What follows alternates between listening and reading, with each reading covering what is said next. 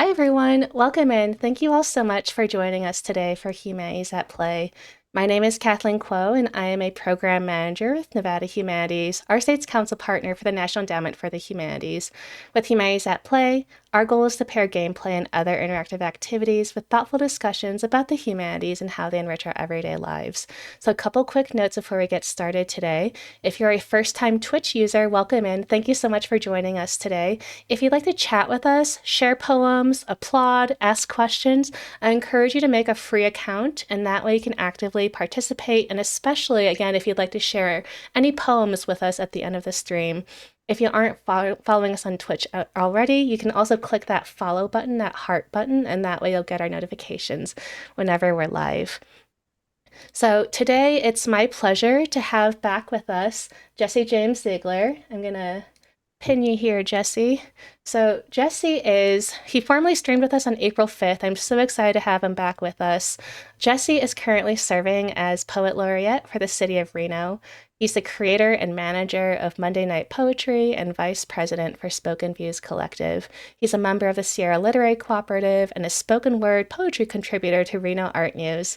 He runs a twice-monthly all-ages poetry group / open mic called True Colors in collaboration with our center in Reno. He was the first ever poet in residence for the Bruca Theater, and he held that position for 3 consecutive seasons. His first collection of poetry, 5, was published and brought to life through the annual New Works Festival. Jesse opened and hosted the world premieres of Brandon Leake's original spoken word play Insomnia, and Brandon was the winner of season 15 of America's Got Talent. And Jesse's been a performance artist at the annual Utah Arts Festival. He has served as a host, judge, and prompter for the Nevada chapter of the National Poetry Out Loud organization, and he continues to be the curator and host of a monthly poetry book club called Collective Breath.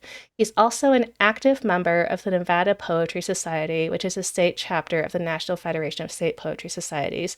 So as you can imagine, he is a very, very busy person. I saw your calendar in person, Jesse, and every day has a million things. I don't know how you do it all. So how are you doing today, Jesse? I'm doing great. It is truly a labor of love. It is physically tiring, but it is mentally, spiritually, and emotionally uplifting. But I couldn't think of a better way to have the end or almost the end of National Poetry Month. We still have 2 more days, so there's still quite a few more events to take part in the Reno and Las Vegas areas. But it's good to be here. And for those of you tuning in, I appreciate you tuning in.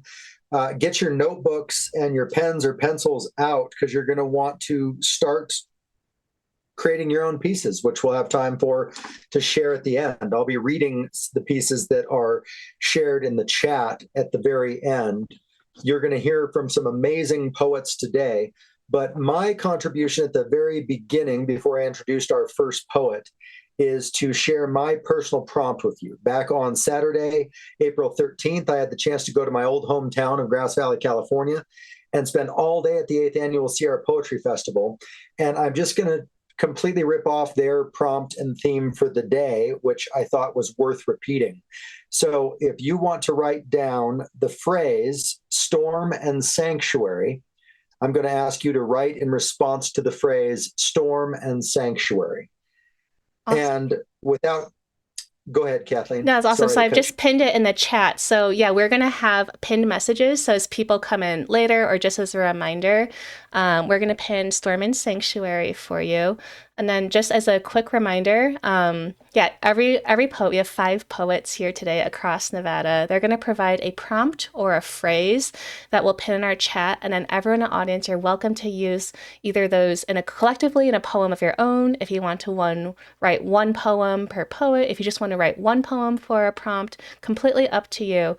But we're going to take a 10-minute break after our last poet just to give you all time to write. And then that's when we're going to reconvene for an open mic in the last half hour or so of our stream. And don't worry if you don't finish during this time. If you still want to share your poem, you're welcome to tag Nevada Humanities on social media, or you can send me an email at any time during our break or after our stream ends. So, okay, Jesse, I'm going to turn it back over to you. No worries. And hi, I see in the stream now that I have the stream up on my screen. Hi, Genevieve. It's good to see you again. I'm assuming that's Genevieve I met at the Poetry in the Park event. Mm-hmm. So our first poet, without any further ado, is Ms.AyeVee. She is an award-winning Afro-Latina literary artist from Las Vegas, Nevada. She is a woman of many hats with a passion for poetry. Her work has been featured by the legendary All Def Poetry, Right About Now, and Button Poetry. Ms.AyeVee has also been recognized by the Las Vegas Book Festival, NPR, and the U.S. Congress for advancing the cause of literacy and extraordinary literary achievement. In 2022, Ms.AyeVee was selected as an official TEDx speaker for Las Vegas. She also runs a Las Vegas-based poetry organization called Beyond the Neon, at Beyond BTN Poetry, for those on Instagram, that focuses on poetry-exclusive events and community outreach. I would add to the bio that all of those events are family friendly. So for those of you that love poetry, that have little kids, you're welcome to go to anything BTN or Beyond the Neon Poetry does. Ms.AyeVee is currently promoting her new poetry collection, Broken Silence. You can follow her poetic journey at linktree/Ms.AyeVee, and AyeVee is AYEVEE. Along the lines of Broken Silence, I had the immense pleasure of welcoming as the host of Monday Night Poetry for the first Monday in March of this year, so just a couple months ago. Ms.AyeVee was not only a spotlight feature poet at our weekly open mic at Shim's Tavern in Reno, Nevada. They were the spotlight feature poet as well as the poet of study for the month of March for the poetry book club that I do called Collective Breath, where the title of the book was Ms.AyeVee's theme for the night of Broken Silence. So, Ms.AyeVee, what is your theme or prompt for today, now that we're ending National Poetry Month? Wonderful. Well, thank you so much for a beautiful introduction. I'm so excited to be here with all of you around the country and right here in Nevada on Twitch.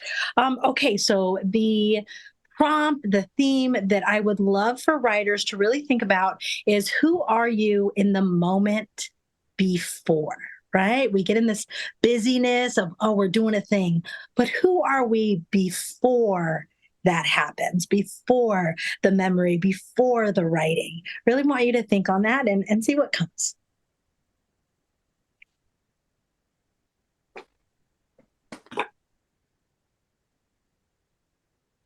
Wonderful. Thank you, Ms.AyeVee. Feel free to, we have about 10 minutes or so of poetry planned per poet, and we're ready to hear from you whenever you're able to. And also, I just want to share really quickly, Camilla in chat says, hey, Ms.AyeVee, great to see you again, beautiful lady. So we already have a great fan of yours in the chat. Oh, wonderful. Hey, Reno fam. So nice to have you guys tuning in. I had a tremendous time in March up in Reno. I can't wait to come back. And I wanted to share a little bit of poetry from kind of like a broad spectrum of the work that I've had published, as well as Broken Silence that Jesse so kindly was able to talk about earlier. So this first poem I want to talk about is called The Path Home. It comes from Sand, Stone, and Silver. It's an anthology of Nevada poets. So this felt very perfect to be able to do this. And I hope you guys really enjoy this. This poem was inspired by a peace walk through the Nevada desert. And, you know, you kind of open the space and let the desert speak to you. So I hope you can kind of see yourself in that space as well. This is The Path Home. I was welcomed to the desert by a flower whose petals burned as bright as a sunset. Like lights guiding me home, I followed. No question, no hesitation, I knew I was safe. Like my mother's warm embrace, nature set my pace, blessings. Peace beneath my feet, knowing all shall pass, the universal guarantee, peace. Whispers on the wind. The great spirit speaks to me, ancestors and old friends guide me home. Solitude of thought, but never alone, Gaia moves through me, peace. Slow, steady, the drum of my heart beats security, trusting in my feet, step by step. And time moves on, and the mountain sings its song, come along, peace. Letting go of right and wrong, yin and yang, same coin, same song, peace. Be the change. Leave your cage. Freedom. Peace. My feet slow, and the sun sets and the sky catches fire. Darkness reaches across the land, our mother tucking us into bed, and my head is just filled with visions. Warm fire and a cold breeze. The beauty is always hidden in the contrast.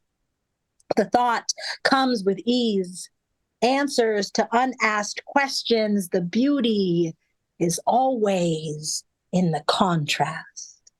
Clarity at last, different places, different mindsets, different people, but all beautifully equal. The beauty is in the contrast. Peace. Thank you so much. That was The Path Home. And that's just such a special poem to me. I love being from Nevada. I was born and raised in Las Vegas. So, I'm going to share a little bit about the desert stuff. I'm going to share a little bit about, my city experience. And I think that that's something really unique about the Nevada experience, that we can really, occupy all of these different spaces at the same time. Because that's what our beautiful state is. It's all of the things at once. So this next poem is called Rain Dance, and it was so graciously picked by Nevada Humanities to be their poem for their 2024 bookmark series. So if you guys can, stop by the Nevada Humanities office and you can pick this poem up on incredible bookmarks as well.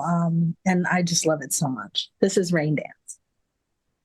Like star-crossed lovers, desert rain and neon lights don't dance often. But on those rare summer nights they meet and intertwine into a dizzying monsoon of sparkle. The entire city stops to stare. Cameras flash, people gasp, mesmerized by a sight that rivals any major marquee show. But like most things in Las Vegas, it doesn't last long. Sometimes their love story is mere minutes. We scramble trying to get a glimpse of love we all wish was ours. And thunder claps, a standing ovation, and if you listen closely, as it echoes and rumbles into the distance, you can hear, "Until next time, my love." And for a moment, we can't tell the difference between the rain and our tears on those nights. The city shines just a bit brighter for them, and a love worth remembering. Thank you. Oh, I love that poem so much. I think anybody who has spent time in the desert, when you get into this space and it's like, oh my gosh, is it raining? It happens so quickly. That's why we talk a lot about flash floods and things. But it is just a sight to see, especially in Las Vegas when the fog clouds come down and the lights reflect off the sky. It literally does rival any show, and by, everybody taking pictures and doing all this, you would think so as well. This next poem is from my collection called April Flowers. This is my first collection of poetry from about 6 years ago. And this was all based on, the 30 poems for 30 days in honor of National Poetry Month. So this is 30. Growing through fear and sadness, patience for who I am becoming. Carefully climbing mountains, finding happiness just on the other side. Proud of my progress, the happiest I've ever been, surprised at all the baggage I've left behind. Tears have dried, my eyes cleansed and purified, not bound by memories. Unlocked shackles, what ifs and could be's, just grateful. Once blind, but now I see not good or bad, only shade and sun, both necessary. All opportunity, and the growth, well, the growth is extraordinary. No time for invisibility. Not alone in this journey. I share these stories, these words, my testimony, discovering myself one poem at a time. Can you see me? Thank you. I think as like poets, we kind of get this little bit of imposter syndrome. And, we are like, oh, who am I to even say these things? Who am I to hold space? And, with that poem, I just encourage you guys, hold space, say your authentic experience and really be proud of that wherever you are, in the journey. All right, I have another poem for you guys. This is the last poem in my new book, Broken Silence, and it's called Thought I'd Be. And it really is like this culmination again of like that journey we were talking about of this becoming yourself. So I hope you guys really enjoy this piece. Again, this is called Thought I'd Be. Circling in the fog of comparison, how should my life be? Answers hidden in life experience and envy, haves and have nots. Why not me? Wrong place, wrong time, maybe wrong family. Past dreams fade away. Years disappear like smoke. The present, an unfamiliar reality. How did I get here? Twists and turns, spinning through letdowns and disappointments. Apparently, I'm not who I thought I'd be. I look and see half sideshow mirror reflection, a vision distorted by dissection, and half, maybe this is exactly who I was meant to be. I've been running so long, I lost sight of all the growth that's been happening to me like a tree. Staring at the ground, counting all the dead leaves, keeping myself in winter when it's really spring.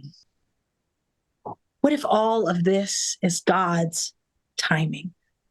I keep searching for a destination when we all know it's always about the journey. Here is a moment, unlike any before, unlike any after, a blessing. As delicate as a breath, as powerful as a dying star's last wish, we are star seed manifested in flesh. A miracle of the highest order. So maybe I'm not who I thought I'd be, but perhaps I am more than I could have ever dreamed. Thank you. Mm. Thank you guys so much. And I appreciate the snap. So those of you in Twitch, I want you guys to be snapping at home. Okay, we're all poets in this room. All right. You can snap and have a really good time. Are we doing good on time, you guys? I believe so. Okay, cool. All right. Do I have time for one more poem? Yeah, go ahead. I think is it a short one? Oh, I could do a nice little short one for you guys. Perfect. A short one. Let's do a little short one. Perfect. Okay, cool. So this is called Ever Changing. Again, right? The tides, people come in and out of our lives. So, this poem is for everyone just trying to keep up, trying to stay on the surfboard with all the changes in life. This is called Ever Changing. Human interaction is complicated. Internal battles, strained friendships, reaching for connection, watching it disappear. Distance, palpable change, resistance.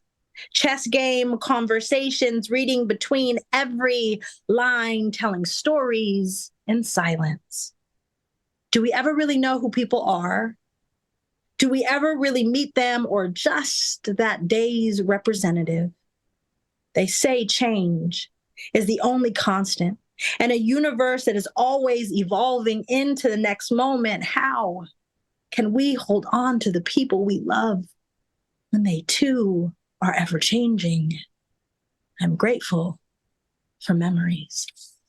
Thank you guys so much. Thank you, Ms.AyeVee. So Thank you for sharing from your innermost. It's always great to hear your voice. I love you and I appreciate you. I'm just going to ask you one quick question so we can move on and try and keep our timeline as intact as possible. Sure. Miss, what does National Poetry Month mean to you as an individual artist? I think National Poetry Month is a opportunity to be able to check in with ourselves, especially because, right, we're right in springtime. So where have we grown? What have we let go of? And it's through the art of literature and writing that I feel like we create that safe space to have that internal dialogue and also have the dialogue with people we care about around us, or even connect with new friends like here on Twitch as well. Hmm. Thank you for sharing. Ladies and gentlemen at home, that was Ms.AyeVee. You can check them out.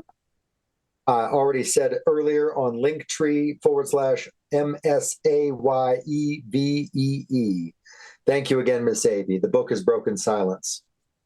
Thanks so much, Ms.AyeVee. Would love to have you again back on our stream to hear more from you in the future. So thank you. All right, so I think we're going to go to our next person. So that's going to be Elisa. So let me get you ready. I have this elaborate Kathleen, setup your of microphone.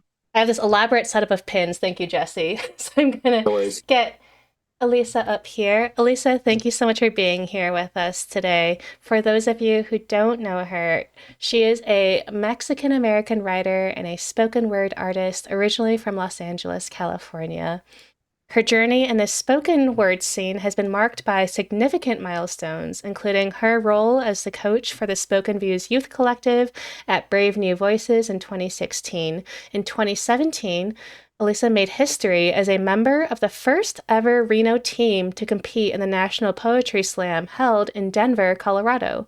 Now living in Reno, Elisa shares space with her wonderful roommates and her mini Black Panther, Fern Gully. When she's not crafting poems or managing an office, you can find her spreading joy through poetry workshops where she helps others find their voices.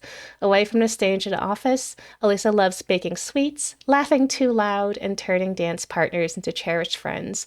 You'll likely find her nestled with a good book, immersed in cozy video games, or gulping down one cup of coffee too many. Elisa's life is a testament to her dedication to art, community, and the simple things that make each day great. So I think before we hear some poetry for you, would you mind sharing your prompt or phrase for our audience today?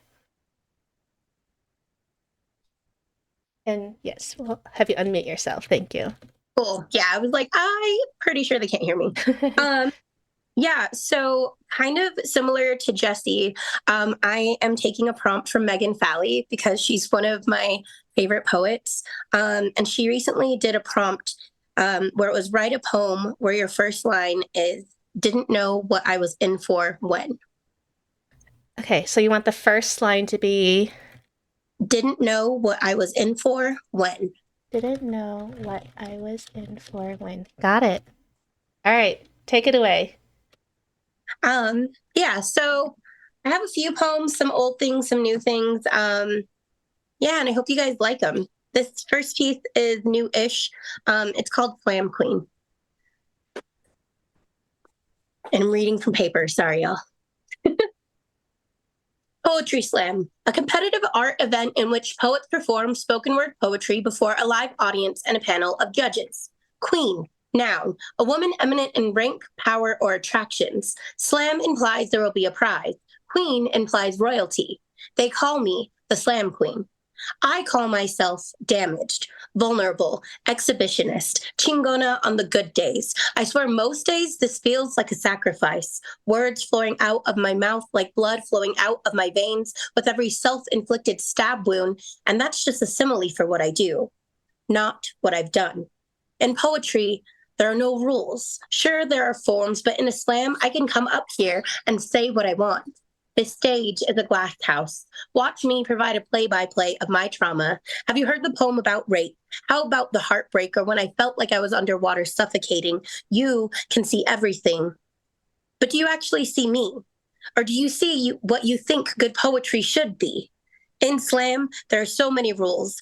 Judge me based on what you feel. Come off book unless it's some new Never score below a 7 because that's simply cruel. Give me a stopwatch to count the seconds I get to bleed for you. But wait, this is a family event. Better not curse, or they'll take away my voice in slam. It's better to give you pieces of me, encourage empathy. Slam, verb. Shut forcefully and loud. Queen, verb. Behave in an unpleasant, superior way. They call me the slam queen, but really, this is just me doing poetry. So that's my first piece. I used to compete a lot in slams, and I haven't done a lot of that lately. I tend to like to host a bit more. And I guess I'm just not as competitive in nature, unless I'm playing like Uno or something. Yeah, that's my first one. This next poem is very new. It's called Damaged Goods. Trigger warning, self-harm. So just a heads up.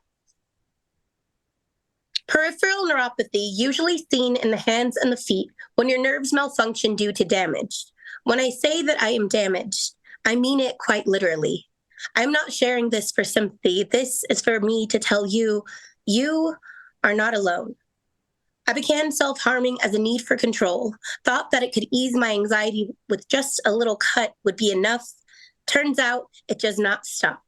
People ask questions, threaten to tell your parents. When they see the scars, I tried hiding behind bracelets and watches, even considered getting tattoos to hide the tangled webs permanently marked in my skin. When I tell you it gets better, I'm not lying. But for me, it got so much worse when I felt like my life was not worth living. I switched from one form of pain to another. A bruise is a lot easier to make up excuses for than a fresh cut bleeding heart, a burn mark, a visit to the emergency room. When I say it gets better, I truly mean it. Know that I am nearly 3 years free from self-harm. It got better. I got better. And thank whatever God that I did. Yeah. Thank you.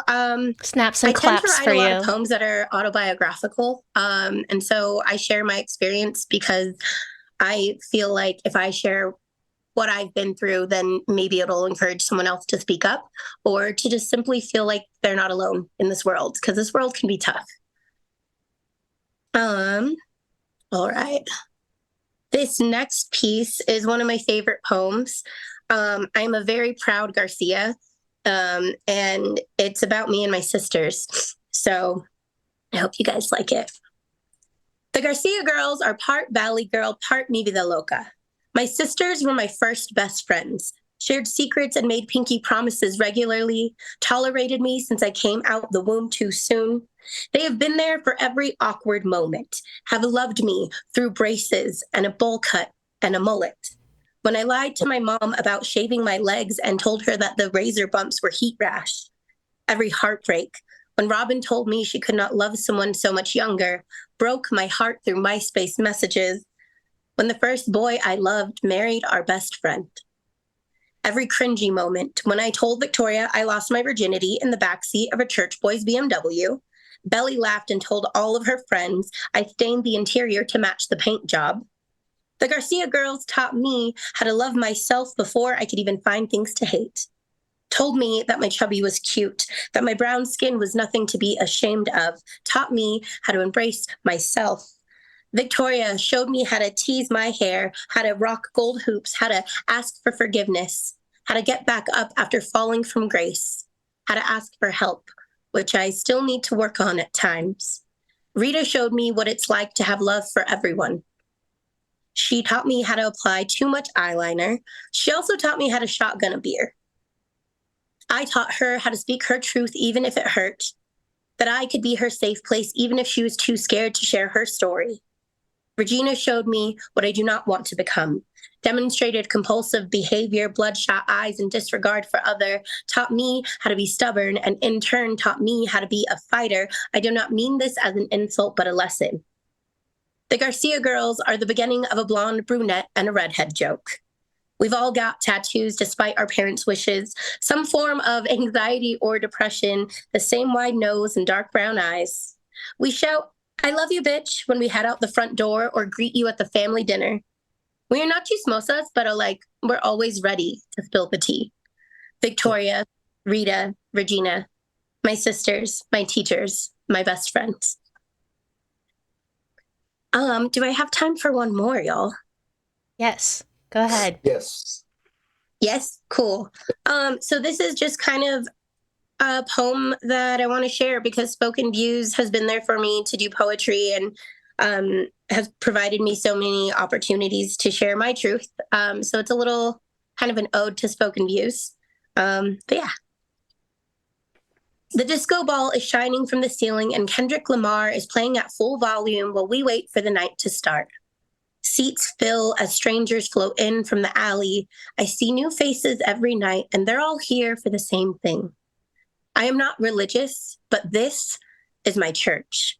We pray to our gods with poetry, each line an offering of ourselves. Let the slam gods possess us as we shout over the snaps and claps. I always say I am not a rapper, but on nights like these, I think I could be. Jesse captures candid shots of us and speaks in tongues when he graces the stage. Artie sits cross-legged and sketches comics on a blank canvas. Steph meditates in the corner before baring her soul. Rena weaves spells to cast over the audience to entrance us. Sean walks in with Caesar and they smell so loud everyone gets contact high. Griffin snaps and gives praise to conversation with strangers. Pan plays his harmonica and paces back and forth.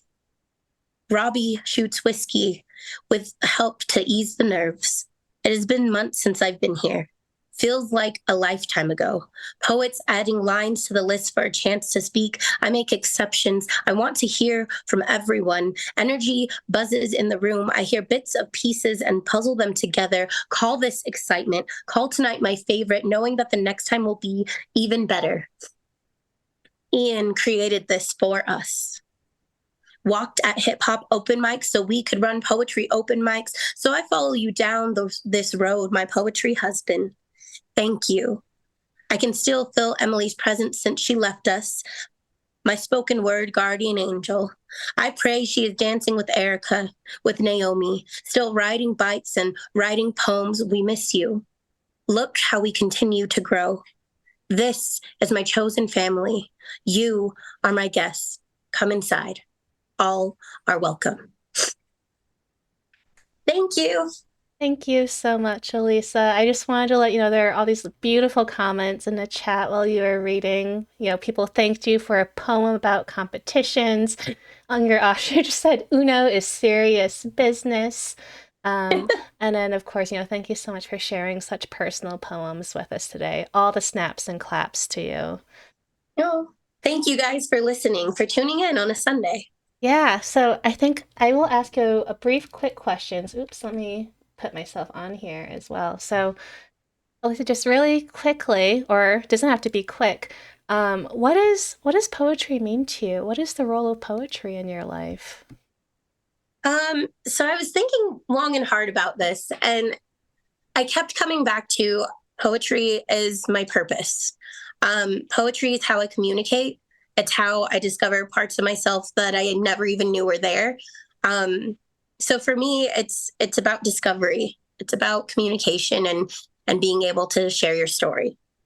And for someone who's never written poetry before, doesn't even know where to start, are there any words of wisdom or encouragement you might give someone like that? Write what you know. Write about what you know. You are the only one who knows your story. You are the only one who knows your truth. Share it. Or don't share it. Keep it to yourself if you like, but write about what you know. Beautiful. Well, thank you again so much. Loved your poems. I'm just having such a thrill today listening to everyone. So, okay, I'm going to let Jesse introduce our next guest, and thank you again so much, Elisa. Thank you. All right, our next poet up on the microphone is Rodney J. Lee. Rodney J. Lee is a poet and educator living and performing in Las Vegas, Nevada. Lee has 3 published books, Family Words, A Page and a Pen, and Along These Trails. Lee feels blessed to be a part of the magic of poetry for the past 45 years. That deserves snaps alone, 45 years. I'm so glad that you're a part of this today, Rodney. He hopes everyone can discover poetry in their lives.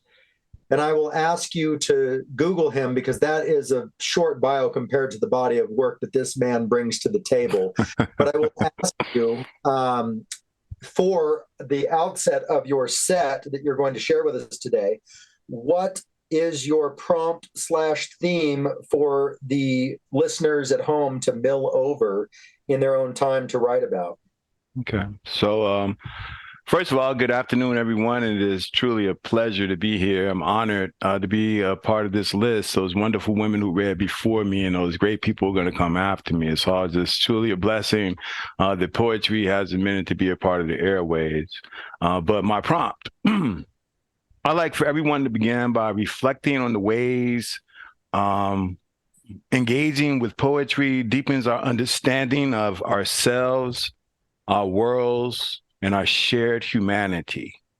So, how does poetic verse preserve memories, amplify divergent voices, and forge connections that transcend the boundaries of time and space? I guess what I'm coming down to is, how does poetry make us human, right? And if we would care to, if we could compose a poem that explores the timeless power of poetry to capture the collective human experience across generations. And I really think it's important for us to recognize how poetry is a reaching back. It's very much a presentation of what's happening now. And it's a hollow, it's a resounding echo forward into what we hope to happen. So, I just hope we can find it if we would like to write a poem that talks about how poetry connects us to a human experience that reaches across generations. Mm. Okay. Mm.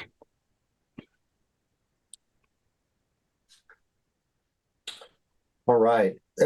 Please start your first piece, Rodney. Thank you for sharing with us today. I'm excited to hear your booming voice share these verses with us. Well, right on. So I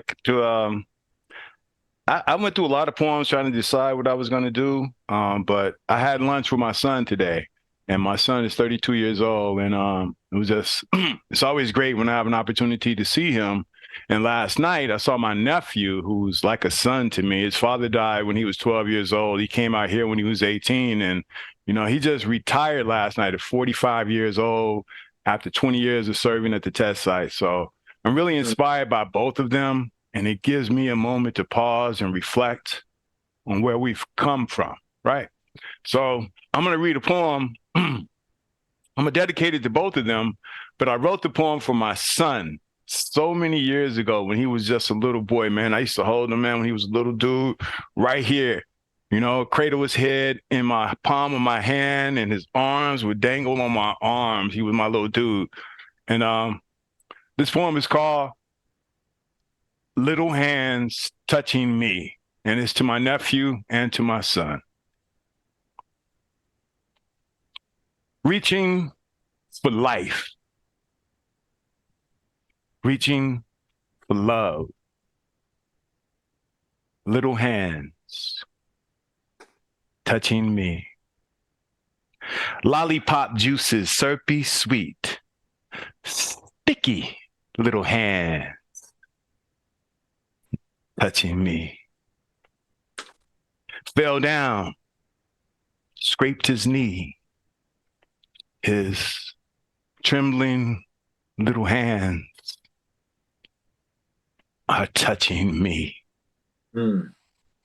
Playing tag or peekaboo, romping in the park, hands in waistbands slouching on the couch, watching cartoons after dark. His giggling little hands touching me. Scolding him because he was wrong. Hugging him because the love goes on. Maturing little hands touching me. He'll soon be a man, and I'll shake their hands as they both walk off into life. But even then, I'll remember and think back when their little hands were touching me. Thank you. Mm. Mm. So apparently I'm a father, but in addition to that, I'm a teacher, and I've been a teacher for almost 30 years. And I've had a marvelous career that's taken me to many places. But currently, I work in a correctional facility. And I just like to really kind of talk about it, share some of that reality with those listeners, and let my poetry just be real for a moment. And so this next poem is called Garden Work, and it's all Young Blood Nation. In the little garden I work out back at the plantation, I slips on the side to cultivate a nation. Young blood. Heads cornrow, twisted, sometimes misted, though I insisted, implored, dared them to explore suns, galaxies, vortexes lying beneath their cortexes. Name them sons of giants. Turned their heads backwards in order to see forward. Told them secrets of the fathers who came before them, of the ships that sailed, of struggles, of torment. Reveal the horrors, the glory. Taught when reading the white page, black tells the story. And red and brown and beige. Never forget yourself. Those pages are written in the blood of the forgetful. Remember, and they forget. Overrun by chronic weed, frenzied by the need to seed, greed infested by MTV. 50 cents on their dollars. M&Ms melted in their mouths, not their video-controlled hands, are young bloods. Pierced tattoos, cut up, shot up, families split up and down, smile now, cry later, young bloods. Dreaming niggified dreams, scissor-kicked in silhouettes cross the sides of sneakers. Hoop dreams, weighing down droopy draws, dragging back along the cracks they are programmed to fall through. Hip-hop slaves rapping freedom songs, field hollers, blues, young bloods, dripping the blood of 400 million, lynched, broken, denied, burnt up, 451 degrees, hot as Alexandria's prior. I fight daily to put out the fire ignited by slave drivers 4 centuries ago. I come dragging 400 links of a broken chain. Show them in the great way of showing. Calculate, figure, and extrapolate. Scientifically and mathematically conclude, induce, triangulate, lay perpendicular to the quadrilateral of the cosmos. Revise and cite, reduce to the lowest common denominator. Offer proof that the new Underground Railroad runs between the pages of books. In the little garden I work, out back of the plantation, I slips on the side to cultivate a nation. Thank you. Mm. Mm. And kind of in that same vein, my last poem for this morning is going to be called The Numbers. And yeah, I think it's going to speak for itself. But where I work, there are a lot of codes called. They're code yellows, code, which are minor fights and infractions, code blues, which are medical emergencies, code black is when kids escape or there's something major going on. So I'm going to reference some codes. And when I'm talking about those, these are actual codes that happen where I work all the time. The numbers. Every morning, the numbers. 2 rows, 9 desks, 16 eyes, 8 souls, 273 days. Time. My little bruh's dying, dead, while sitting here, lifelessly staring at screens, pressing keys, capturing half credits, classes to courses leading nowhere.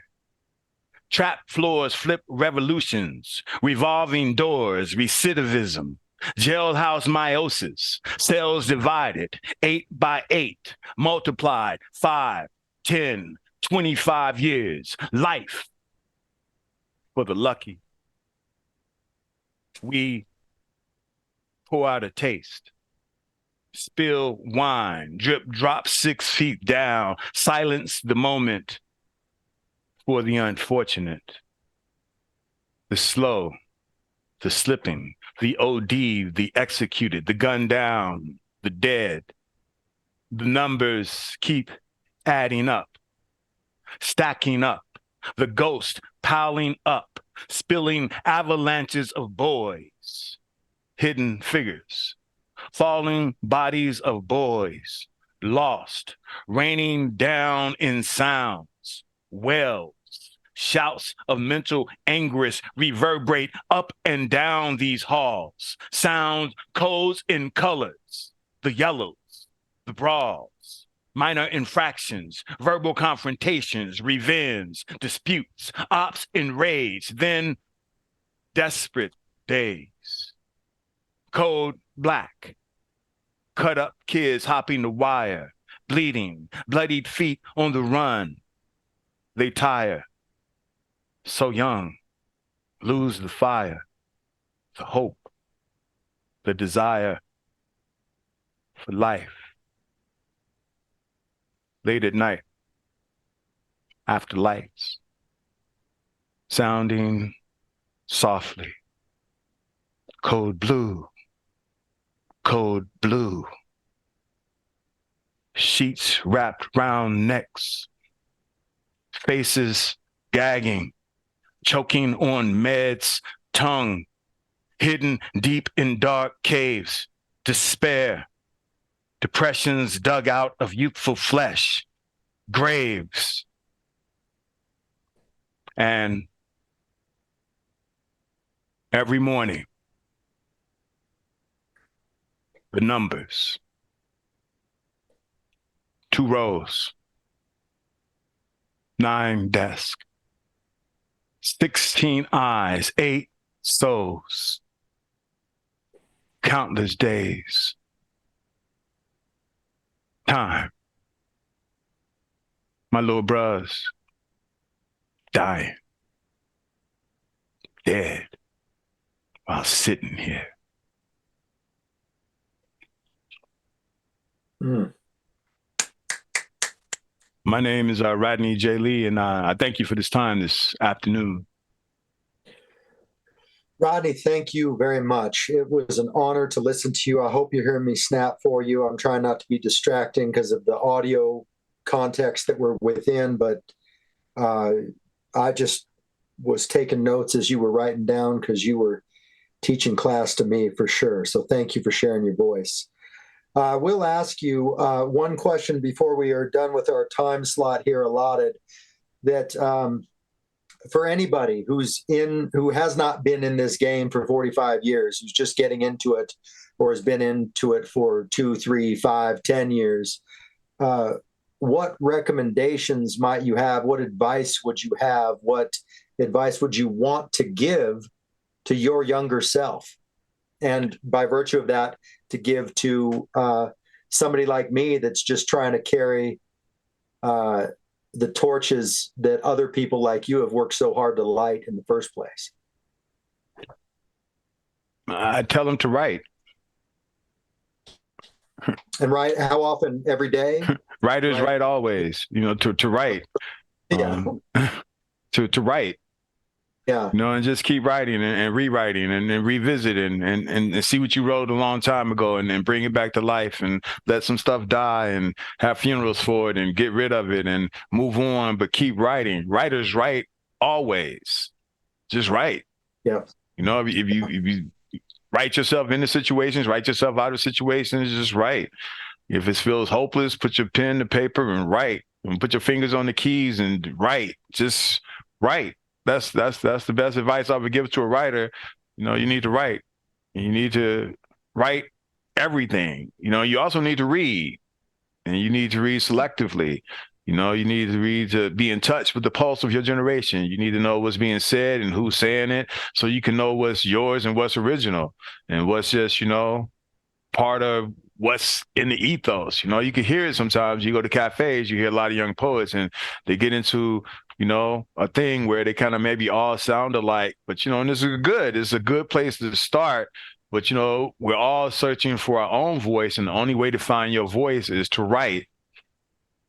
Just keep writing. Right, man. Great advice. One quick question. How old were you and what was the context when you started keeping track of what you had written?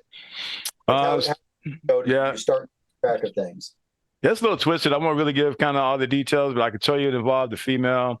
And it just that writing actually offered me some status. So I saw that they saw me as something different because I wrote. And she made an offer to type up my words for me. And because they were just like kind of all over the place, because I'm a random abstract person, and that's really kind of how my organization was. But she took them for the first time, typed them up, gave them back to me, and ever since then I kind of was like, wow, this meant something, and everything else that came out of that experience, it was just really kind of fantastical. So then I kind of branded myself with that whole label. I'm a writer. That's really just how it started. Trying to get some attention in this world, man. That's what writers do. I hear you. Me, a lot to write about. You've given our viewers at home a lot to write about. And thank you for sharing our voice. I'm going to pass the metaphorical microphone to Kathleen to introduce our next performer. Wonderful. Thank you, Jesse. All right, so I'm super excited for our next guest. Our next guest is Wendy Chen. And Wendy, thank you so much for joining us today. Wendy has just moved to Nevada, and so this is my first time working with her, and of course I hope it's not the last. And so it's just really my pleasure to have you be part of our lineup for our farewells to National Poetry Month and being able to spend in the company of other Nevadan poets and writers today. So Wendy Chen is the author of the novel Their Divine Fires, coming out in a week and a half, very soon, and the poetry collection Unearthings.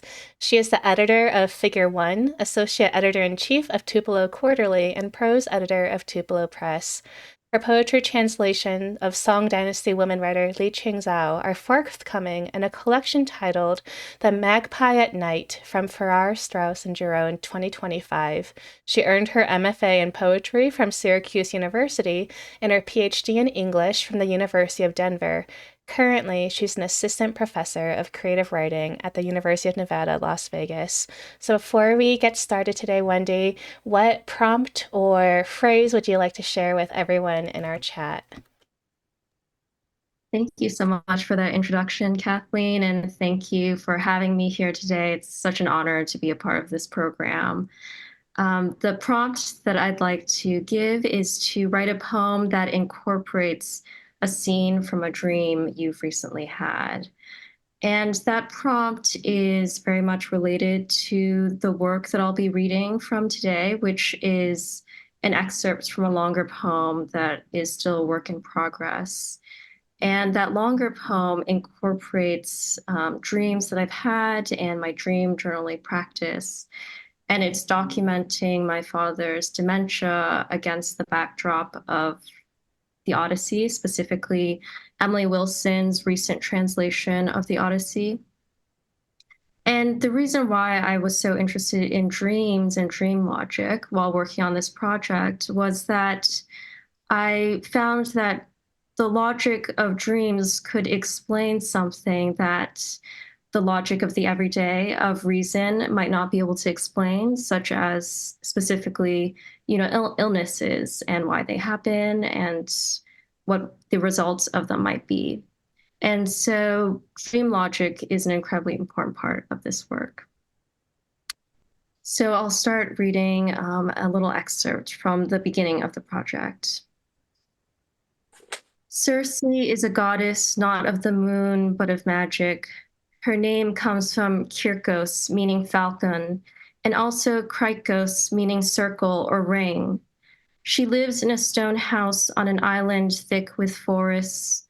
Lions and wolves circle her house but are friendly to all. In her house, she sits at her loom and sings beautiful songs. None who hear her can resist entering, and those who do are turned to swine, all save for Odysseus, blessed by the gods. Odysseus bearing the name he who causes pain. He resists Circe's spells with a divine herb, but even after resisting, he forgets himself. Not even the gods can save him from forgetting.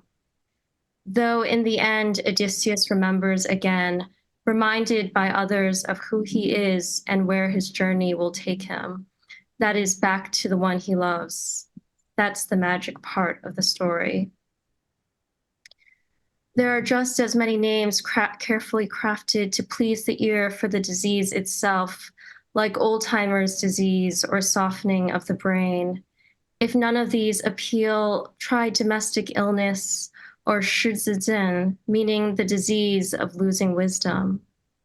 Try out the vowels slowly, feel the way they fit between your teeth. You'll get used to saying them if you say them often enough, talking around phrases you don't want to say, like he'll never get better, will he, or he'll forget us all in the end. Lately, I've been thinking about Odysseus and his journey across the wine-dark sea.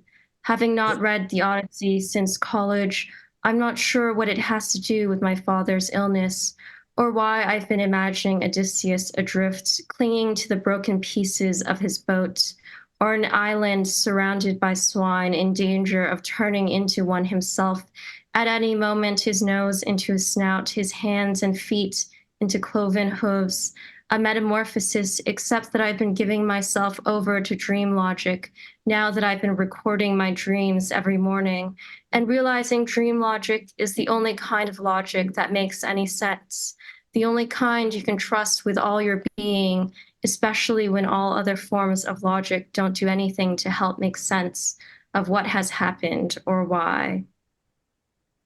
Only when you wake does a dream end, and then it is no longer a dream, but dreams themselves move without end. A dream goes on and on and on and on. In my family, we sometimes speak of my father's illness in the vaguest of terms, such as shenbing, meaning falling ill in a general sense, as in before he fell ill, or there's nothing we could have done after he fell ill. But also in the more literal sense, shenbing means birthing illness, as if your illness is something that emerges from within you, a baby you get to name and care for. And I don't know whether the idea of birthing illness says more about illness or motherhood, but either way, it is clear that illness becomes family, is family. And like watching a child grow up, it becomes hard for us to separate our understanding of who the child is and who we are. In my father's case, like in all Greek tragedies, the child will eventually usurp the father. Perhaps it has already happened. This child is not me, though I am my father's daughter. Can I still be considered the child of who he is? Of course, there are the ways we speak of it without words at all. MRIs and CT scans talk to us in black and white patterns made from light, a Rorschach test of the body. We can't read them ourselves, but they are translated for us into a language we still can't understand. Does anyone know what it is they are saying? It seems to me that no one does. What do they mean by dorsolateral frontal atrophy or anterior parietal cortical thinning? Maybe I need a spell or some blessing from the gods to be able to interpret it all. Maybe I need to seek out Tiresias, whose reason is still unshaken even in the underworlds. To him alone has Persephone left his understanding, even in death, but the other ghosts flit about aimlessly. White matter lesions like lighthouse beams refracted by prisms of glass into the sea-swept night where we view them through mother-of-pearl binoculars on a wooden ship and attempt to interpret flashes that leave traces of residue on the retina to try to tell us something about the rocks ahead that signal danger. The interpreter, who's also one of the dead, tells us the flashes indicate a descent into the brain.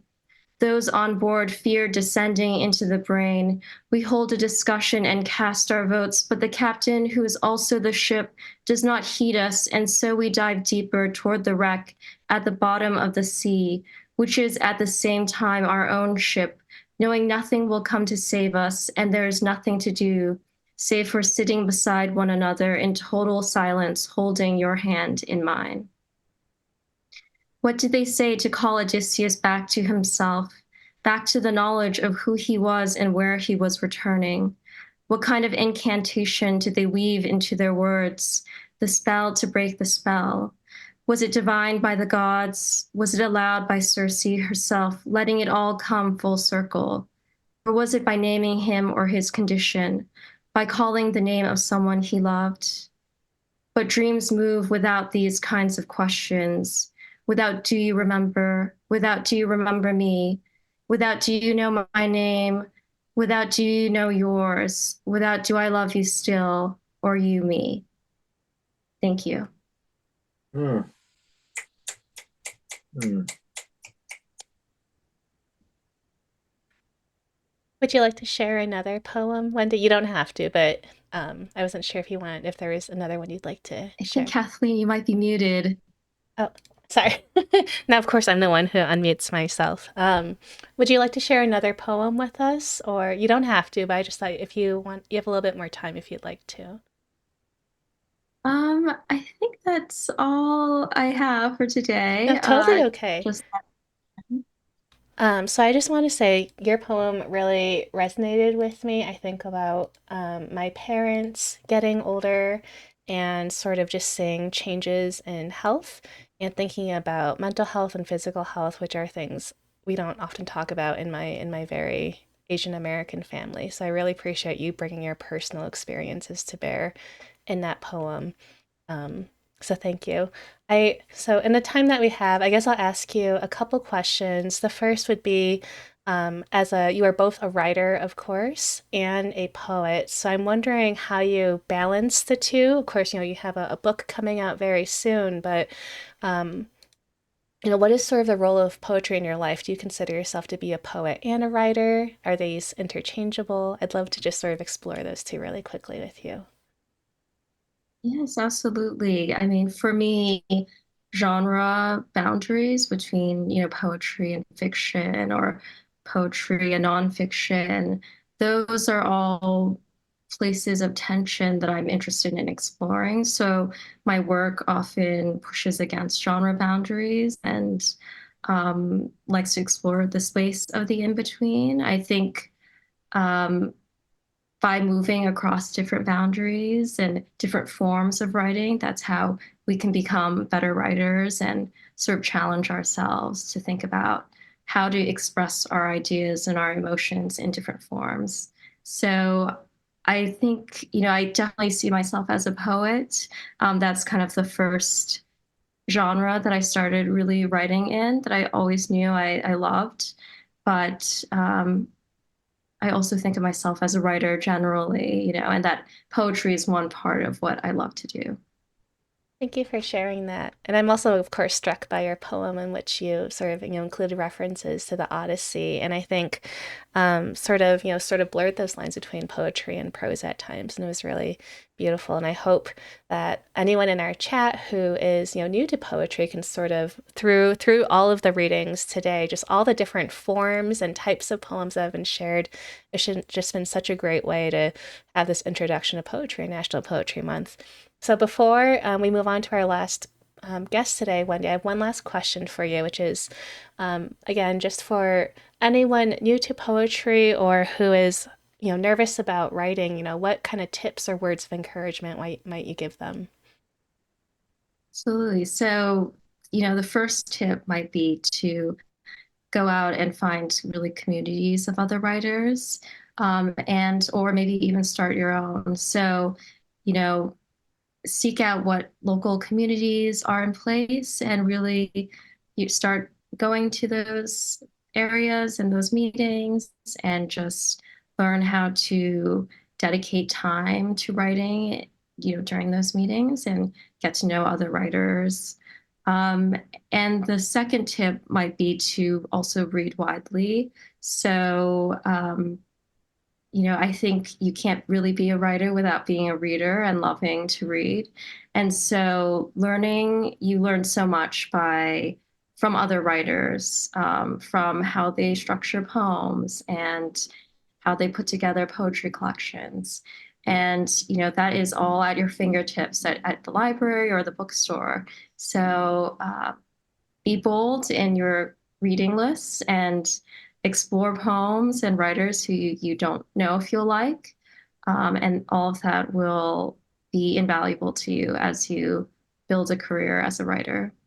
Wonderful. Thank you, Wendy. All right, Jess, I'm going to turn it over to you to introduce our last poet for this afternoon. Awesome. Thank you, Kathleen.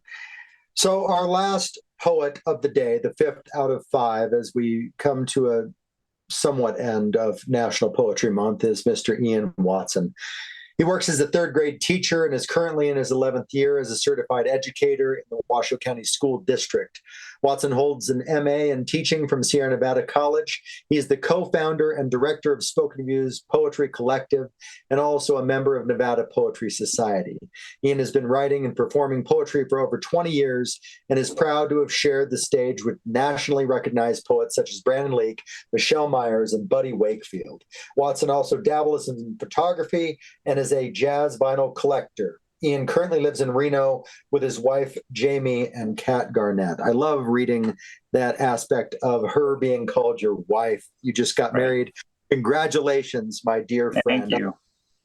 Your bio, in addition to the congratulations, I would be nothing if it wasn't for you. So thank you for everything that you've provided me as far as opportunities. I would not be sitting here as the City of Reno's Poet Laureate if it wasn't for you creating the environment where I could have opportunities to grow. So thank you. And I'm wondering what your prompt is to share with the audience.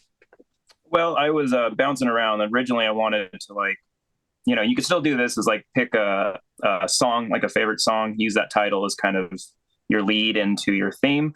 But if you can't think of one, I always like the sound of silence as a prompt.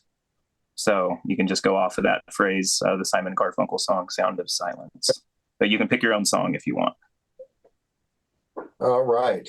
Let's get right into your poetry, because I'm sure you have a lot to share. So thank you for sharing. And ladies and gentlemen, Iain Watson. All right. Thank you. And again, just blown away by all the amazing poets today. It's always great to hear friends and new poets that I've never heard before. It's very inspiring. And I'm just proud that we all represent the state of Nevada. And I just want to thank Kathleen and Jesse for allowing me to have space today to share my poetry. And the Nevada Humanities. It's always great collaborating with y'all. I've done it a couple times, so it's always an honor to just be recognized by the Humanities. So I'm going to share about 3 poems today. This one is a little older, but I haven't read it much, and I was kind of revisiting it, and I like it, and I want to just hear it again. I kind of use the theme of clothes. I named this Perfect Fit or Fitting In, and just kind of the idea of wearing things. You'll get the theme as I get into it. I've never quite fit in, never fit snug into a box. Some may say I was dealt a lucky hand, but I've been grasping at straws on a tightrope of uncertainty. I've tirelessly tried to mangle these words into a bow tie to formally introduce myself as important. Unsure of what suits me better, rapper or poet, imposter or exposed, complacent or risk taker. Truth is, I've tried on too many impressions, tried on the familiar, even tried on the uncomfortable, none of which seem to be tailored to this body of work. My wardrobe has always been pieced together from hand-me-downs and sock puppets. The fabric of this existence has always been a tad itchy. It has taken a while to grow into my truth. This dear soul has imagined walking a mile in other shoes. But please understand, it's been hard enough not tripping over my own faults. Please be patient. I'm addressing one tear at a time as I learn how to undress these insecurities with confidence. I'm burying my soul with this lexical striptease each time I stand before you. My admission is free, and I will dance and call upon the gods to make it rain, sounding like seductive snaps on window panes. I need to be patient. I wear too many hats in both the literal and figurative sense, and at times I feel the vibrancy is fading away. The drive has a check engine light, and the future is being dragged back into a problematic past. It's not the hustle that wears me out, it's the hate so many hold inside, the closet of skeletons that keeps fear hanging on by a thread, and how they cover up their shame, guilting those who invest in their mental health and self-care. This is that for me. I know the worth of being free, the price of selfless sacrifice, the acceptance that it's never too late to return the parts of yourself that you no longer need.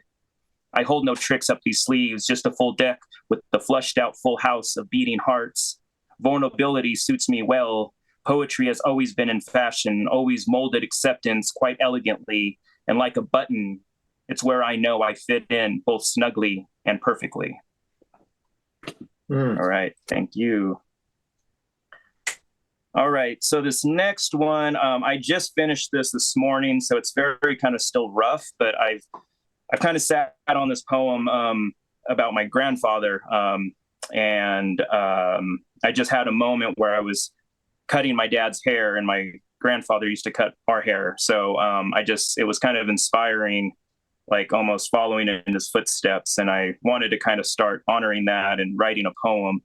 I've never shared this before. Like I said, I just finished it. So there's some rough parts in it that I want to hear this and hear how it sounds.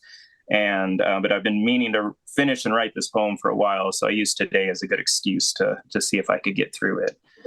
So this is just called Grandpa Norman. You would have been proud. Shears in one hand, electric razor nearby. I stand in the very spot you worked your skillful magic on both me and my father.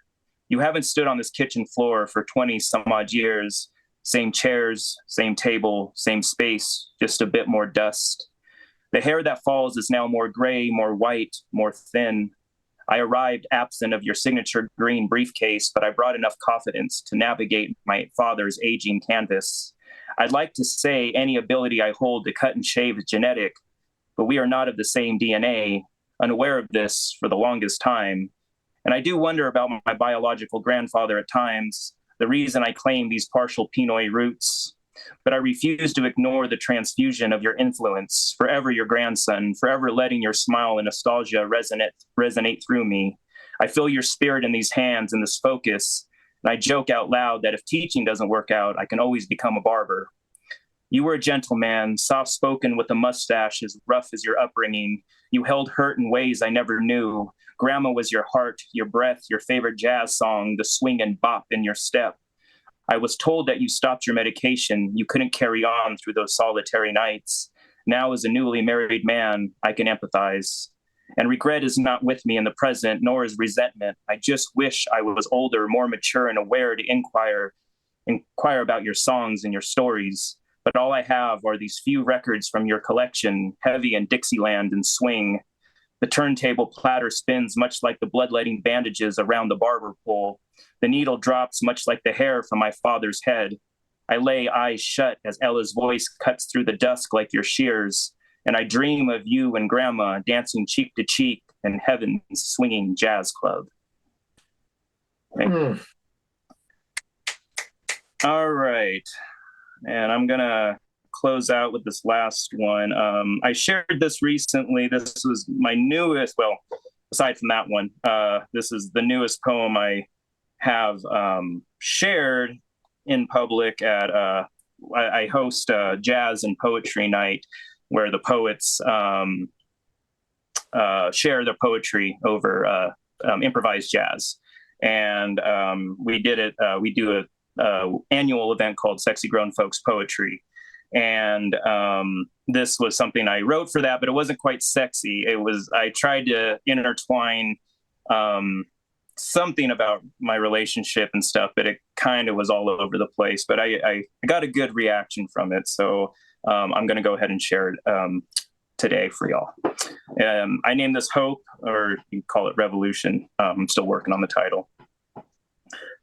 From chaos blooms beauty, roses wake and crack cement. I don't speak monochromatic, I speak in the rhythm of heartbeats. I radiate, pallets of blood and tears, quills swim in ember-filled oceans, rules don't apply to this lucid state, dream for better tomorrows, blend and blur borders, belt out blues in the abstract truth, become the drum that beats on stretched skin, sing the ancestor song, dance until we wash away hate, dance until free, dance to punctuate, dance to define. We, the definition of hope, the very definition of love, and we need more. We need more of both. We need more compassion, fastening love notes to hard, heavy sleeves. And I want to believe all art heals. Our art heals. Yes, y'all. Lately, I've been in my feels, heart sunken, sullen. Children are dying, history cycling back. Genocide televised. How does God sleep through the air raid sirens? How many prayers escape through the black and burned rubble? Unwritten poems scorched on the lips of angels. Who gets into heaven in times like these? If you still don't comprehend the corruption, you might need to check your pulse. Look at what they feed. Stomachs sick of scrolling, consuming over-processed lies. The bread is moldy and the circus is an embarrassing shit show. I've been depressed and dormant, a doormat for others to walk on. Thank my lucky stars I have a woman who defies gravity. I know I'm a better person because of her patience. I have carried brimstone, white-knuckled, a scorned version of this before you, but surrendering to that I can't control is one of many lessons her reflection has taught me. You got me down to the roots. So happy we can grow together. She deserves more than stanzas, deserves more than cliche. She deserves the world that Lewis sang about, the love supreme of Coltrane sax. So blessed we can laugh together. Laughter, our sacred language. We must learn to build futures on shaky ground. The overcast is suffocating, but her light translates oxygen. With her by my side, anything is possible. Intertwine the divine, mind, body, spirit, coherent, funny how orbits wobble and shrink only to expand one's hope. And hope is the only prayer I have left, the only vibration I can speak into power. What flowers may bloom from this pain, from this mayhem, from the hearts of poets and artists. The fight for land that we all can flourish upon. These mountains, valleys, and oceans belong to all of us. Don't stop loving, love harder than yesterday, and remember that there's nothing sexier than revolution of the mind, body, and spirit. From chaos blooms beauty, so swallow the roses and spit out the thorns. Thank you. And that's it for me. Powerful closing line. Swallow the roses and spit out the thorns. I love that. I'd only heard that once before. Have you edited that at all since the first time you shared that, or is that in its original form? It's pretty much in its original form. Okay. I don't think I touched it since that event. Well, I was there and it moved me. I was able to listen even more in depth to those amazing turns of phrase today. And I think it means even more to me now because you just got married. And now the woman you speak of in that piece, Jamie, is your wife. But what does National Poetry Month, as we're winding down April, what does National Poetry Month mean to you as somebody who's running the founder of the Poetry Collective that is the longest standing, continuously running poetry organization in all of Western Nevada, and to my knowledge, outside of Vegas proper? What does it mean to you, Poetry Month? I think it was always growing up and doing everything I've been doing, it was always that exciting time to try to push poetry more to the areas that, people might not be exposed to poetry. So it was always kind of my want to figure out what venues I could use to throw a poetry event or throw a workshop. So, poetry means so much to me, and it's been just the biggest blessing that I have latched onto and ran with, and the opportunities are just just mind blowing of who I've been able to meet through poetry, what opportunities I've received, and the people I have met, and the people I've been able to build with, and it's such an important part of me, but growing a community that never had this, back in 2016, 2007, or 2006, 2007, I just always looked forward to April to, just get on that hustle and try to figure out ways to bring as much poetry possible. And I thank you, Jesse, for, carrying the torch and letting me kind of take a breather after all this time, because it's been exhausting. And as life is, continuing and, things are happening and getting married and, you reach a point where you start kind of slowing down and realizing it's time for some mental health breaks. So I appreciate everything you've done to continue that and to fill this community with so much amazing opportunities and poetry. I think, poetry should be, the poetry month should be the whole year. We should always just spread poetry all over the place. But I always look forward to April to just see so many cool events and having so many people involved. Well, I appreciate you, and our relationship has always been and will continue to be a symbiotic one where it's mutually beneficial. You've given me opportunities, and I've taken those opportunities to help give you different ones. And one of the best opportunities you can give somebody that you love is the opportunity to rest. And you've been, I feel like you finished the marathon, and I just am doing the 200-meter sprint at the end of the marathon, is how it feels in many ways. But thank you for being the track star that you are, metaphorically speaking. And I would just ask you, I know we're in the middle of, Hanif's book on basketball. I know your Orlando Magic are in the playoffs. And so I was thinking about them, playing in their series that they're playing in. And I just wanted you got it. Nice. Yeah. He sent 9 copies to everybody on the TNT news crew, Jack and Charles and Kenny, and the main moderating host. Oh, cool. But the question I have for you is related loosely to your favorite basketball team's name, which is what does, as far as poetry and using the guise of the genre of magical realism, what, if anything was possible, if I could wave my magic wand over the world and then give it to you to continue, what advice would you give your younger self and younger poets if truly anything within the realm of magical realism was possible? Shooting for the stars, so to speak. What advice would you give? So, advice to my younger self in relation to what? Say that one more time. Sorry, there's a lot to take in there. Well, using because sometimes I ask questions and people give really concrete answers, and that's wonderful. That's great to have concrete answers to advice. But because I am kind of tripping on the word magic, what advice would you give to your younger self? / thank you for putting that in the chat, by the way, Ms.AyeVee. I appreciate you looking that up. What advice would you give to yourself as a younger person and or somebody who is a younger poet now, if you could imbue their life with magic by giving them said advice? Is that more clear? Yeah, I'm just going to go with the advice part because I'm having trouble with the magic intertwined in there. But no, I would always say, I think the advice I'd give to my younger self, or just really anyone, is just to be patient. I just think, this might not be answering your question fully, but go for it. They always say patience is a virtue, but I just learned that all the best things in my life were brought to me just through patience. Like, the relationship I'm in currently, like relationships can be crazy and hard, and just having that patience, knowing that there's something out there, patience through the struggles that the hardships that come into your life.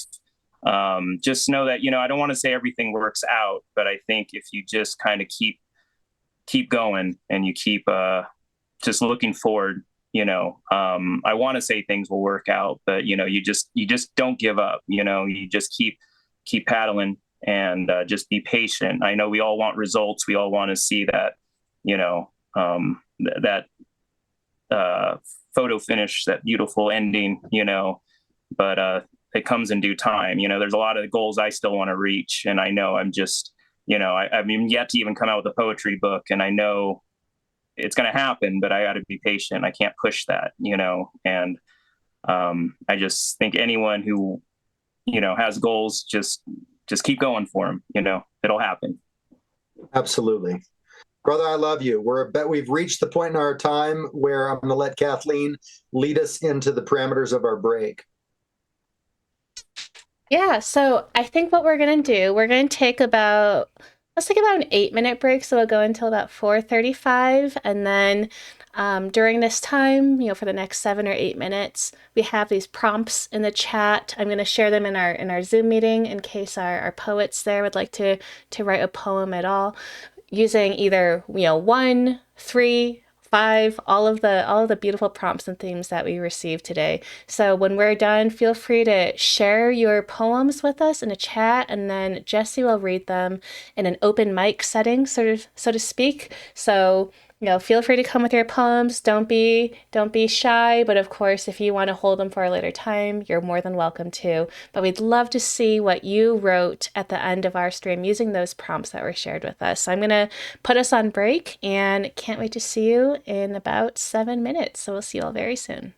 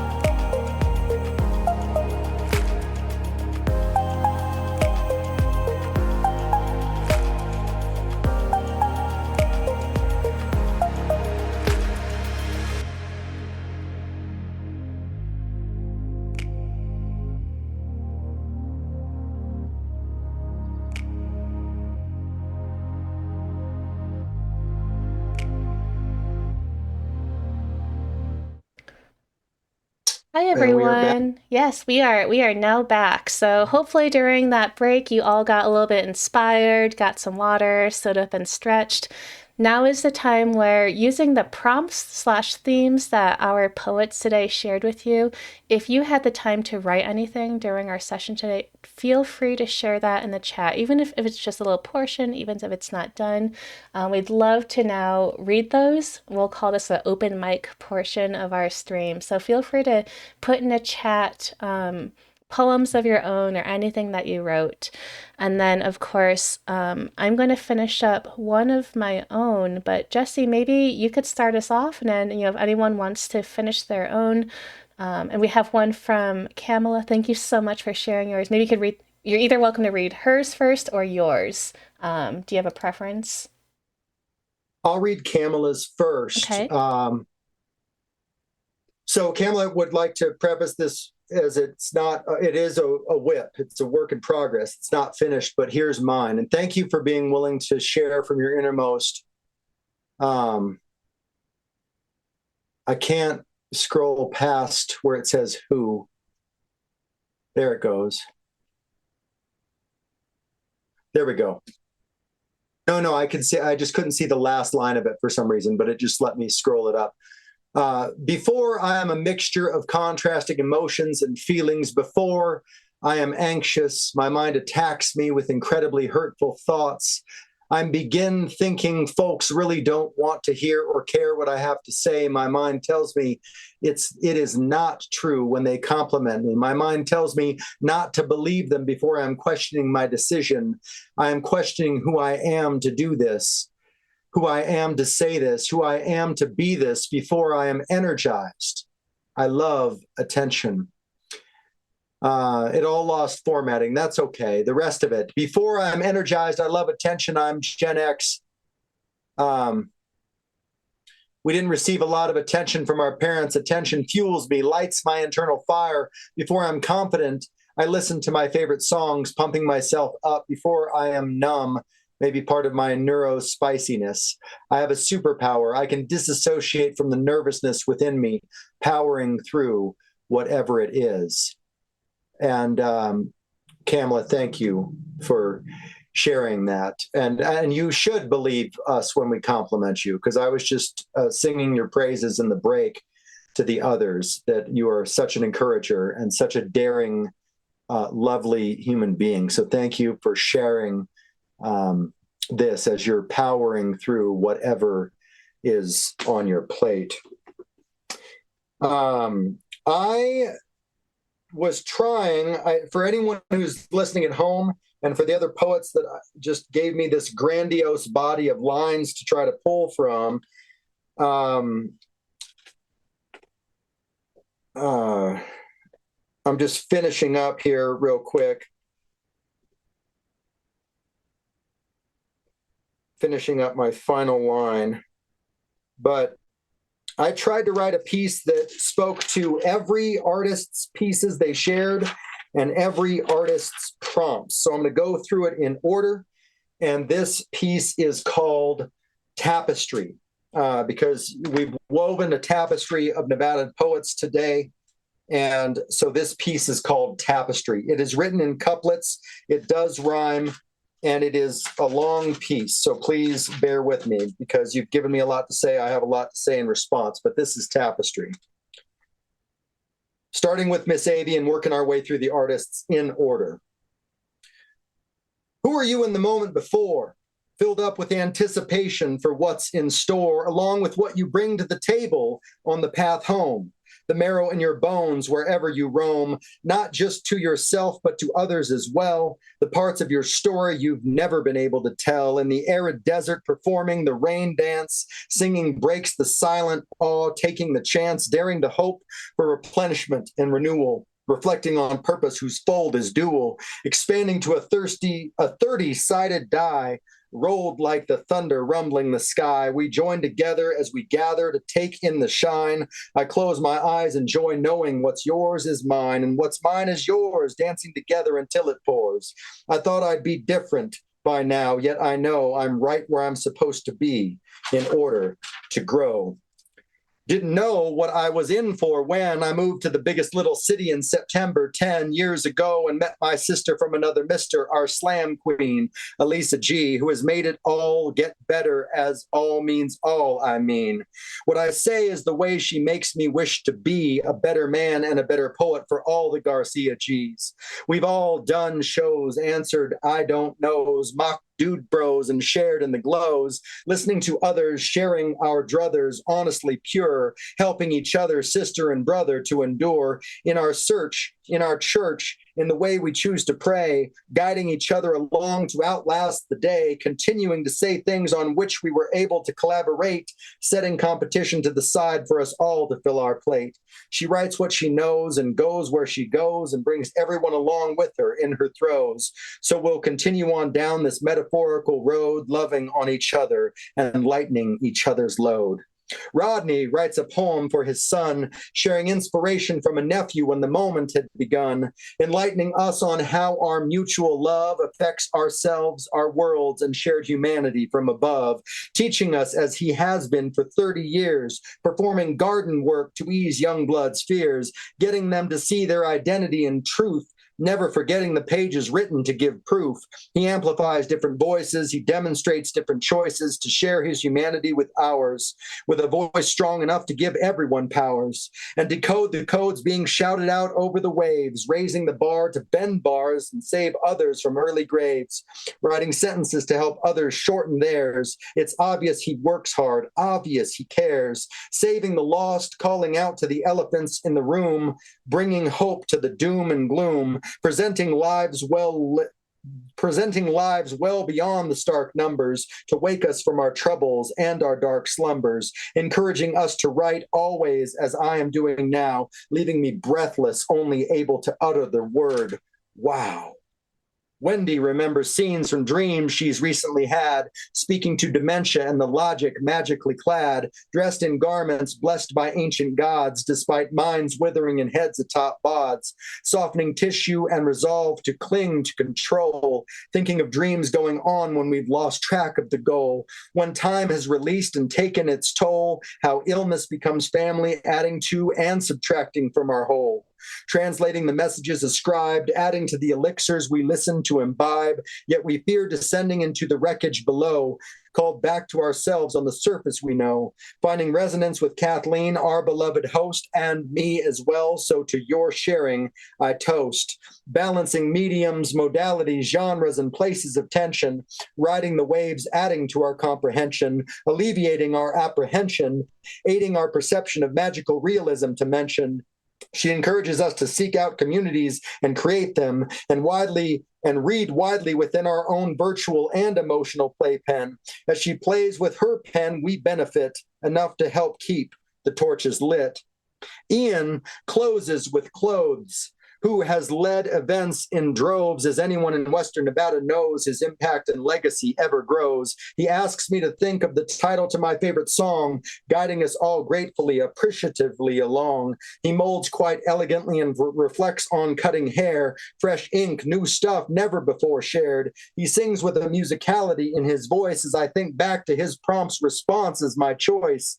He is bringing it on home to me as Sam Cooke's soul and breaking the sound of silence with fullness wrapped around a barber's pole, beating my heart wrapped like a drum, stretched over tight skin, unwritten poemed on scorched angels' wings for the win.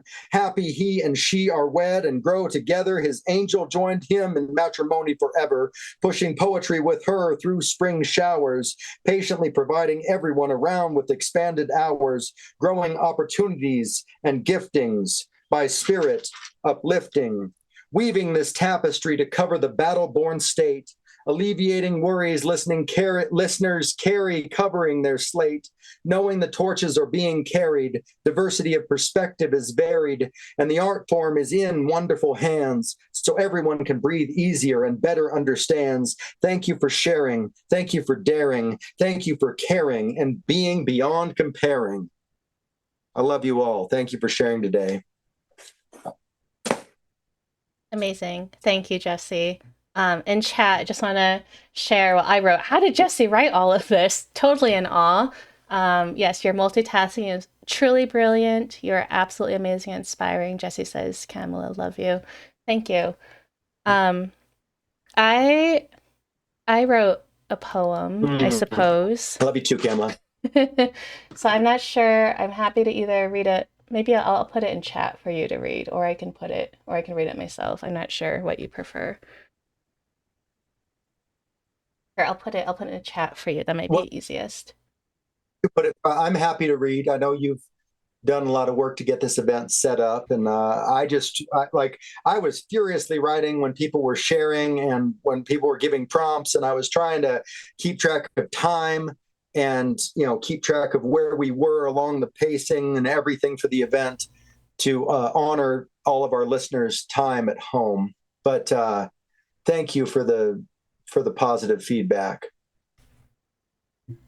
So did you share something else in the No, chat? I didn't yet. Let me do that. So I'll preface this by saying I've been thinking a lot about how May is Mental Health Awareness Month. I think mental health is something I've always championed and will always champion.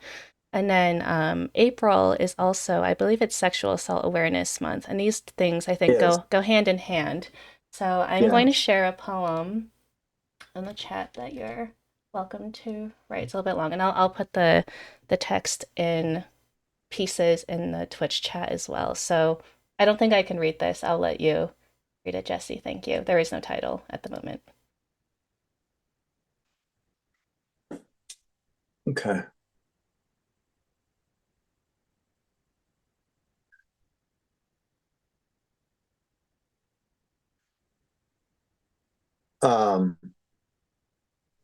Didn't know what I was in for when I took my own advice. Finally stared at the phone, called up the number, flashes in my brain, twinges of pain when I realized I needed help. Didn't know what I was in for when I went to my first appointment. Stared at the clock, stared at the desk, stared at my hands clasped tightly together in my lap, anywhere except for her face, waiting to counsel someone who had always refused to be counseled. Didn't know what I was in for when I sought help for the first time, finally came to terms with what had happened. Those dark memories that I could never give voice to, finally made peace, finally could say them out loud for the first time. Those dark memories back when I didn't know what I was in. Those dark memories back when I didn't know what I was in for, finally could find my voice again, pushing back against the sound of silence. Didn't know what I was in for when my life was saved, when I finally felt I had a life worth saving, worth living, worth knowing, worth coming back to humanity. That's powerful. You just wrote that, Kathleen? I did. It was inspired by Elisa and Iain. Well, thank you for you incorporated prompts, and you even brought Ms.AyeVee's book title back into place by breaking that silence. Thank you. It kept kind of glitching back and forth on my phone when it was things were being added. So I apologize for my voice glitching there a little bit as I was trying to track through the lines, but that was powerful. I'm glad you shared that. I hope I did it justice by sharing it with my voice rather than yours. Yeah, absolutely. Well, I guess that's the power of, poetry and community and being in a safe space with everyone. So I appreciate, just being with you all today. What a beautiful afternoon of poetry and coming together and just celebrating our poets in Nevada. Well, thank you for bringing us all together, Kathleen.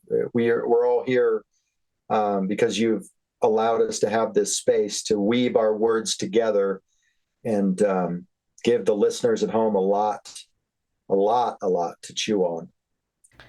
Well, I'm happy to close this out for today. I know that our time has really flown on by. And again, just for everyone in our chat who has been here, thank you so much for spending the afternoon with us, for all the snaps, all the claps, all the ones. If anyone is watching this now or watches a future recording, would love, if you would like to write a poem inspired by any of the prompts or themes that you heard today, please don't be shy about tagging us on social media or emailing me, and we'll find a way to find a way to share these. I'm just going to close off by saying I always like to promote our next stream, and I'll do that, and then I'll bring us back. But our next stream is going to be this upcoming Thursday, May 2nd, from 6 to 8 p.m. Pacific, and that's going to be with Christina Lee from PBS Reno. She is the host of their podcast, Refugee's Daughter, and a co-host of their Food Notes program, and we're going to be cooking Christina's mother's recipe for dumplings, pot stickers, live from both of our kitchens, and we're going to be chatting about Asian American diaspora, identity, food memories, and more. So if you're around next Thursday, would love to see you all. Hang out with me and Christina, and you can find that recipe on our website, nevadahumanities.org. And of course, I always tell people you can learn more about our programs there. You can sign up for our newsletter. You can find us on social media. We also do have a survey that I always like when people take, in case you have any feedback, you want us to improve our programming, you want us to bring someone on this show. So again, I was just felt so grateful, Jesse, for your time today to be in the company of some of our favorite poets. We can't say we have favorites because, of course, all poets are our favorites, but some of our beloved poets, Ms.AyeVee, Wendy Chen, Elisa Garcia, Rodney Lee, Iain Watson. Thank you so much for taking the time to be with us today. I just feel really honored to be with all of you. And Jesse, thank you for having us. Yeah, of course. Jesse, if you have any last words, feel free to share them as well. I'll just close out, if you don't mind, with the same way I close out every session of Monday Night Poetry that I host, because of advice that was given. I think it's appropriate. Keep it simple. Keep writing, keep reading, keep fighting, keep pleading, keep lighting, and keep leading. Keep your heart open and your mind aware. Keep coming back for more. Keep going, keep giving, keep doing, keep daring to believe in a better way of living. Keep loving and creating. Keep each other safe and sound. Keep it together, but don't forget to keep it loose too. Keep it real and keep the faith. I love you. Goodbye for now. Wonderful. Thank you. And again, thank you everyone today in our chat. I know you're still in our meeting. Really appreciate having you. And of course, we'll have to do this again. We'll have to do another poetry reading. Thank you all. Yeah. Goodbye, everyone.